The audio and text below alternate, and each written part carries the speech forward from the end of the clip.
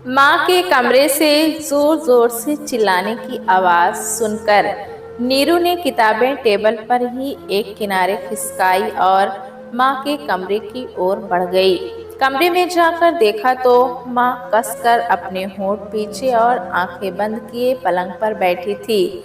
आया हाथ में मग लिए उनसे कुल्ला करने के लिए कह रही थी।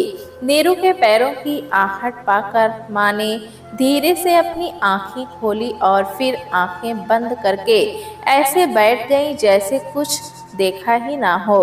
नीरू को देखते ही आया दुखी स्वर में बोली, देखिए ना दीदी, माँ जी कितना परेशान कर रही हैं। 1 घंटे से मग लिए खड़ी हूँ पर माँ जी अपना मुंह ही नहीं खोल रही हैं। मुझे दूसरे काम भी तो करने हैं। आप ही बताइए अब मैं क्या करूं? माँ की मुख मुद्रा देखकर नीरू को हंसी आ गई। उसने हंसकर आया से कहा, तुम जाकर अपना काम करो, माँ को मैं संभाल लूंगी। और ये कहते कहते नीरू ने मग आया के हाथ से लेकर माँ के मुंह के सामने लगाकर माँ से कुल्ला करने के लिए कहा। पर माँ छोटे बच्चे के समान मुंह बंद किए ही बैठी रही। तब नीरू ने उन्हें डांट कर कहा, माँ जल्दी करो, मुझे ऑफिस जाना है।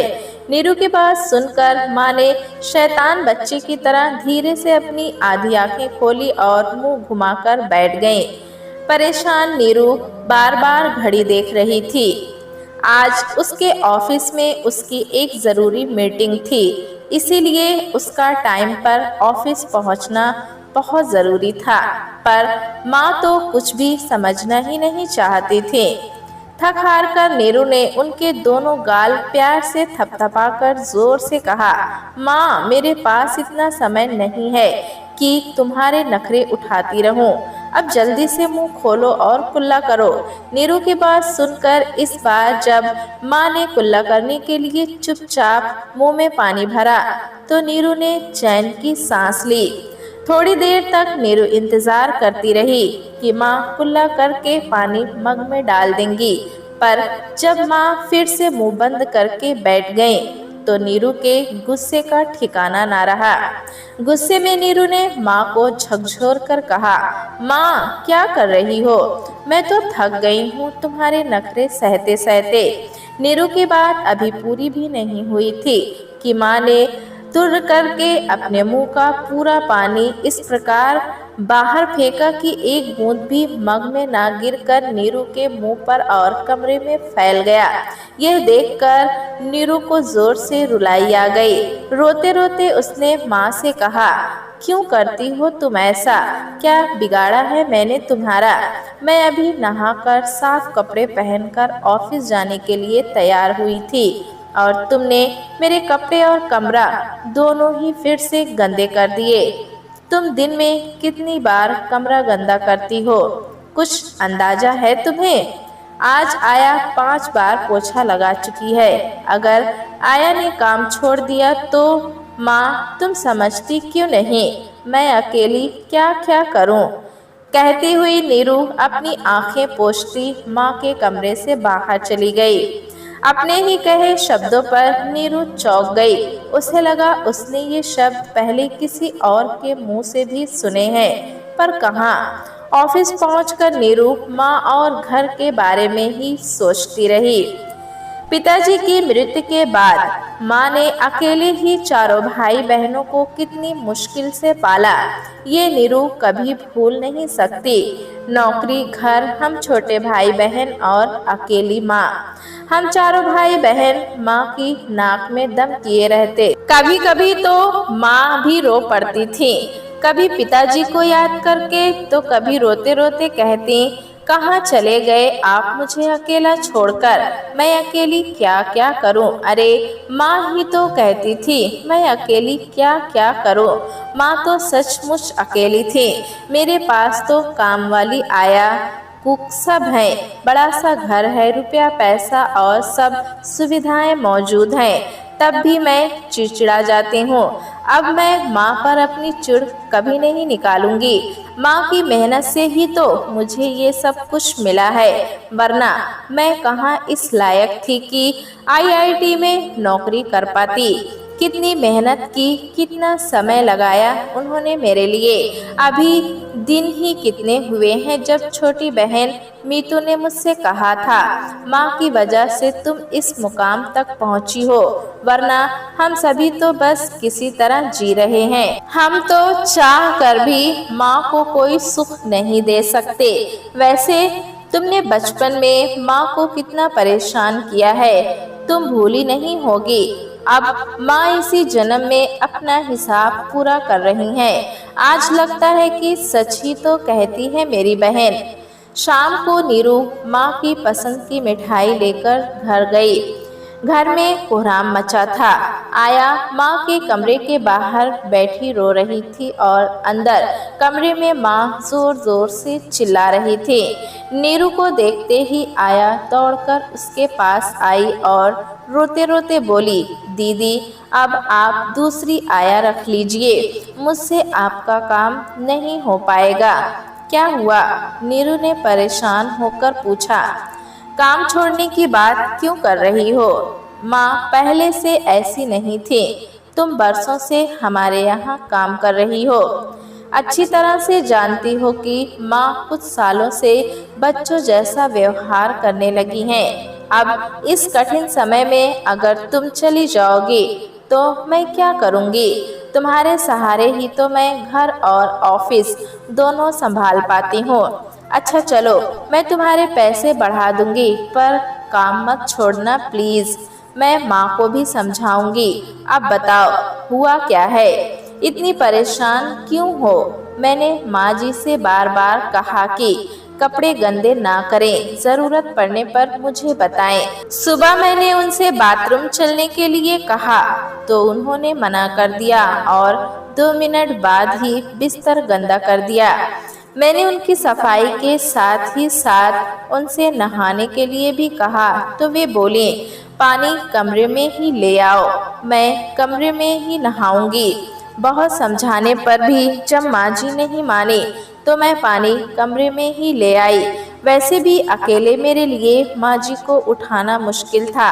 मैंने सोचा था कि गीले कपड़े से पोंछ दूंगी, फिर खाना खिला दूंगी, पर माँ जी ने तो गुस्से में पैर से पानी की पूरी बाल्टी ही उलट दी और खाने की थाली उठाकर नीचे फेंक दी। मैं तो दिन भर कमरा साफ कर कर के थक जाती हूँ। नीरू ने माँ के कमरे में पैर रखा तो उसका दिल घबरा गया।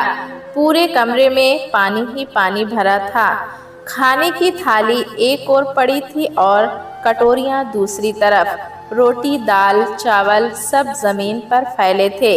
माँ मुंह फुलाए बिस्तर पर बैठी थी।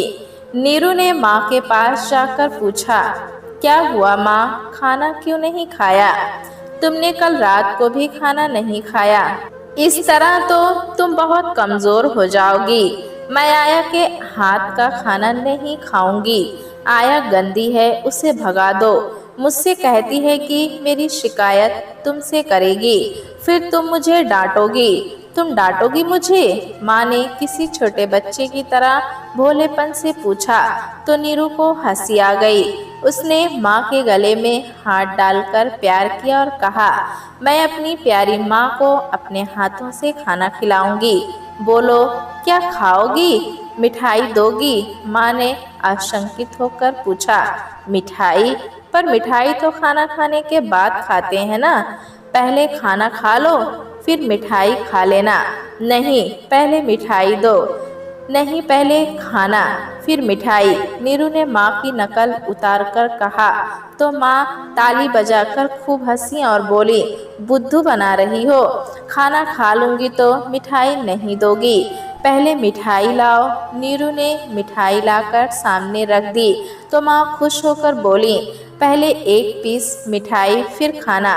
अच्छा ठीक है, लड्डू लोगी या रसगुल्ला? रसगुल्ला, माँ ने खुश होकर कहा। नीरू ने एक रसगुल्ला कटोरी में रखकर उन्हें दिया और उनके लिए थाली में खाना निकालने लगी।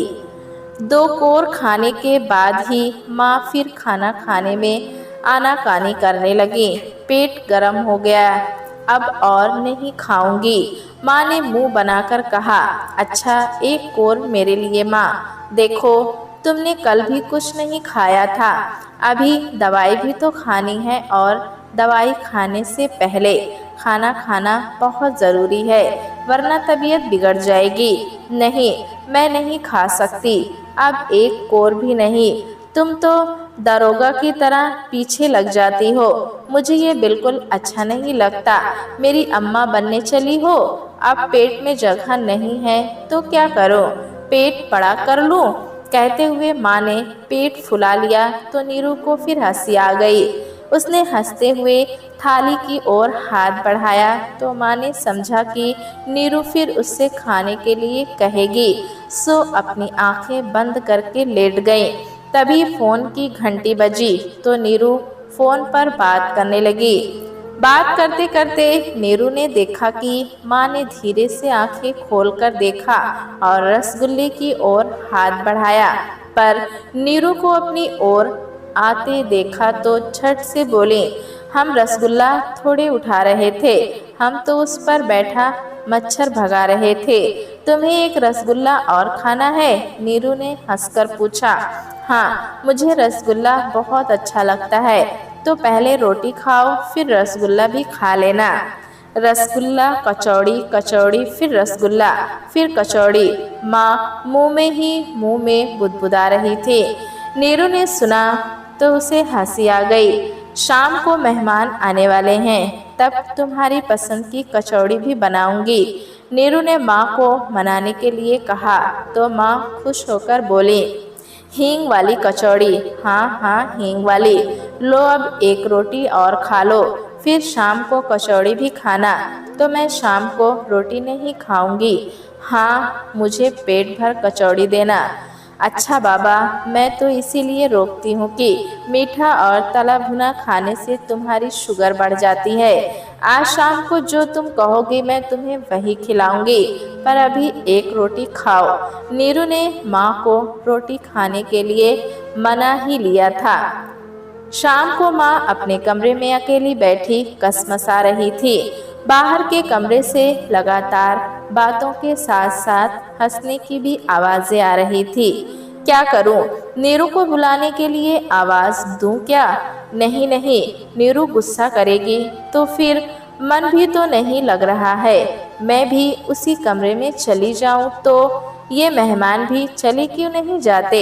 2 घंटे से चिपके हैं, अभी ना जाने कितनी देर तक जमे रहेंगे। मैं पूरे दिन नीरू का इंतजार करती रहूं कि शाम को नीरू के साथ बातें करूंगी, वरना इस कमरे में अकेले पड़े पड़े कितना जी घबराता है, किसी को क्या पता। अचानक माँ के कमरे से हाय मर गई, हे प्रकृति तू मुझे उठा क्यों नहीं लेता की आवाज आने लगी तो सबका ध्यान माँ के कमरे की ओर गया। सब दौड़ते हुए कमरे में पहुँचे तो देखा माँ अपने बिस्तर पर पड़ी कराह रही हैं। नीरू ने माँ से पूछा, क्या हुआ माँ, कराह क्यों रही हो? मेरा पेट गर्म हो रहा है, देखो, और गर्म होता जा रहा है, गर्मी बढ़ती जा रही है। खड़ी खड़ी क्या कर रही हो? मेरे पेट की आग से पूरा घर जल जाएगा, सब लोग जल जाएंगे। माँ की बात सुनकर नीरू ने कहा, चलो अस्पताल चलते हैं। फिर नीरू ने मेहमानों से कहा, आप आराम से बैठे, मैं माँ को डॉक्टर को दिखाकर आती हूँ। समय की नज़ाकत को भांपते हुए मेहमानों ने भी कहा, आप माँ को अस्पताल ले जाएं, हम फिर कभी आ जाएंगे। मेहमानों के जाते ही माँ आराम से बैठ गई और टीवी पर अपना मनपसंद सीरियल देखने लगी। नीरू गाड़ी की चाबी लेकर कमरे में आई और माँ से बोली, चलो ना माँ। कहाँ? माँ ने हंसकर पूछा। कहाँ? अस्पताल और कहाँ? अभी थोड़ी देर पहले तो तुम तड़प रही थी। नीरू ने अपना पर्स उठाकर कहा। हाँ, पर अब मैं नहीं जाऊंगी। क्यों? अब मेरी तबीयत ठीक हो गई है, मैं अस्पताल नहीं जाऊंगी। अरे फिर से पेट गर्म हो गया तो आधी रात को जाना पड़ेगा। नहीं नहीं, जाना पड़ेगा, माँ ने आराम से कहा। क्यों? क्योंकि मुझे कुछ हुआ ही नहीं, मैं तो एकदम ठीक हूँ। तो वो क्या था जो थोड़ी देर पहले हो रहा था? वो तो मेहमानों को भगाने के लिए मैंने नाटक किया था। अच्छा था ना? माँ ने बड़ी मासूमियत से कहा तो नीरू ने अपना सिर पीट लिया। अब वो माँ को क्या बताती कि ये कोई रोज के बैठने वाले मेहमान नहीं थे। इन लोगों को उसने अपनी बेटी के रिश्ते के लिए बुलाया था। पर क्या हो सकता है, रोज रोज यही होता था। नीरू ऑफिस में भी घर की ही चिंता में डूबी रहती। पता नहीं माँ ने घर में क्या तबाही मचाई होगी। आया होगी भी या काम छोड़कर भाग गई होगी। घर जाकर जब सब कुछ ठीक देखती तो चैन की सांस लेती। नीरू को चिंता में डूबा देखकर उसकी सहेली ने पूछा, क्या कोई परेशानी की बात तुम्हें खाए जा रही है? पता है आज मीटिंग में तुम्हारा ध्यान ही नहीं था। पता नहीं कहाँ और किस सोच में डूबी थी तुम। सबका ध्यान तुम्हारी तरफ लगा था। इस तरह तो तुम्हारी नौकरी चली जाएगी। घर, बच्चे और माँ, सबकी जिम्मेदारी तुम्हारे ऊपर ही तो है। माँ की चिंता ही तो मुझे खाए जा रही है। माँ बिल्कुल बच्चों जैसा व्यवहार करने लगे हैं। अब बच्चे के लिए तो ये सोचकर सब्र हो जाता है कि थोड़े दिनों की बात है, फिर सब ठीक हो जाएगा। पर माँ के लिए क्या करूँ? गोद ले ले। क्या कहा? फिर से तो कहना। कह तो रही हूँ माँ को गोद ले ले, उससे तेरी चिंता कम हो जाएगी। दिमाग तो खराब नहीं हो गया तेरा? मैं अपनी माँ को गोद ले लूँ? अगर ले भी लूँ तो क्या होगा? होगा ये कि माँ की परेशानी तुझे परेशान नहीं करेगी। तूने ये तो सुना ही होगा कि बूढ़े और बच्चे बराबर होते हैं। बुढ़ापा बचपन का दोबारा आना होता है। बुढ़ापे में मनुष्य की आदतें, बात, व्यवहार, जिद सब में बचपना दिखाई देने लगता है। अगर हम उन्हें बच्चा समझकर ही लें तो उनकी हरकतों पर गुस्से की जगह प्यार आने लगेगा और घर का माहौल भी अच्छा हो जाएगा। अब हम उनसे तो ये उम्मीद नहीं कर सकते हैं कि वे बदल जाएं। बदलना तो हमें पड़ेगा। तू अपने मन में ये मान ले कि अब वे तेरी बच्ची हैं और तुझे उनका वैसे ही ध्यान रखना है जैसे कभी वे तुम्हारा रखती थी। जब भी तुम्हें उनकी कोई बात बुरी लगे, तुम अपने बचपन की कोई ऐसी घटना याद करना और उस घटना पर माँ की प्रतिक्रिया भी। मुझे यकीन है तेरा गुस्सा कम हो जाएगा। यार, अब हमारी बारी है कुछ करने की। मम्मी अकेली बैठी बैठी हंस क्यों रही हैं? नीरू कमरे में अकेली बैठी हंस रही थी। तभी उसकी बेटी रितु ने पूछा, मैं अपने बचपन को याद कर रही थी। पता है, मैं माँ को बहुत तंग करती थी। एक बार मेरी घड़ी खराब हो गई तो मैं अड़ गई कि जब तक नई घड़ी नहीं आएगी मैं स्कूल नहीं जाऊंगी। छोटे से उस शहर में घड़ी की कोई अच्छी दुकान भी नहीं थी। तब माँ पास के शहर जाकर मेरे लिए नई घड़ी लाई थी। बहुत प्यार करती है माँ मुझे। अच्छा, तो तुम उन पर गुस्सा क्यों करती हो? रितु ने पूछा। वो तो उनकी परेशानी देखकर गुस्सा आ जाता है, पर अब मैं गुस्सा नहीं करूँगी। क्यों? अब ऐसा क्या हो गया? तुम्हें क्या पता, जब मेरी शादी के बाद तुम्हारे दादा दादी मुझे बहुत तंग करने लगे और तुम्हारे पापा भी उन्हीं की भाषा बोलने लगे, तब माँ मुझे वहाँ से अपने पास ले आई। मैं तो उस दुख से कभी उबर ही ना पाती अगर माँ मुझे सहारा न देती। अदालतों के चक्कर लगा लगा कर, अपने जेवर बेचकर उन्होंने तुम्हारे पापा से न सिर्फ तलाक दिलवाया, मुझे नौकरी करने के लिए भी प्रेरित किया। आज मैं जो भी हूँ ये उन्हीं की मेहनत का फल है। अब मेहनत करने की बारी मेरी है। अब मैंने उन्हें गोद ले लिया है। अब मैं उनकी माँ हूँ और वे मेरी प्यारी सी बच्ची। मैं उनकी हर बचकानी हरकत का आनंद लूंगी, वैसे ही जैसे जब तुम छोटी थी तो तुम्हारी शैतानियाँ बचकानियाँ बातों पर मैं खुश होती थी। अब ये समय माँ के बचपन का पुनरागमन ही तो है। आओ हम सब मिलकर माँ की शैतानियों का आनंद उठाएं। चलो चलो माँ के कमरे में मस्ती करेंगे सब माँ के साथ। नानी उठो, हम आपके साथ मस्ती करने आए हैं। रितु ने कमरे के बाहर से ही चिल्लाकर कहा, पर अंदर पहुंचकर जब नानी को सोता देखा तो मायूसी से नीरू ने कहा, माँ नानी तो आज अभी से सो गई, चलिए हम बाहर का चक्कर लगाकर आते हैं। अभी नीरू कमरे के दरवाजे तक ही पहुंची थी कि ऐसी आवाज आने लगी जैसे कोई कुछ खा रहा हो। नीरू तुरंत मुड़ी और उसने माँ की चद्दर खींच दी। चद्दर हटते ही माँ घबराकर बैठ गए। उन्होंने अपने दोनों हाथ पीछे छिपा लिए। दिखाओ माँ, तुम्हारे हाथों में क्या है? क्या छिपा रही हो? मुझे दिखाओ। कहते हुए नीरू ने माँ के दोनों हाथ पकड़कर सामने कर लिए तो देखा माँ के हाथों में अधखाए मीठे बिस्कुट थे।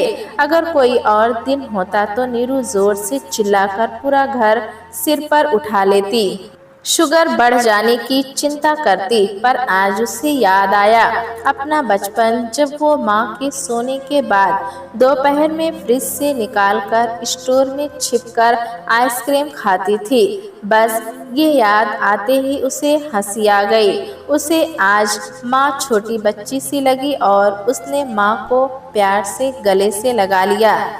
प्यारे दोस्तों, कहानी कैसी लगी हमें कमेंट में ज़रूर बताएं। चैनल पे नए हैं तो एक लाइक और सब्सक्राइब करना ना भूलें।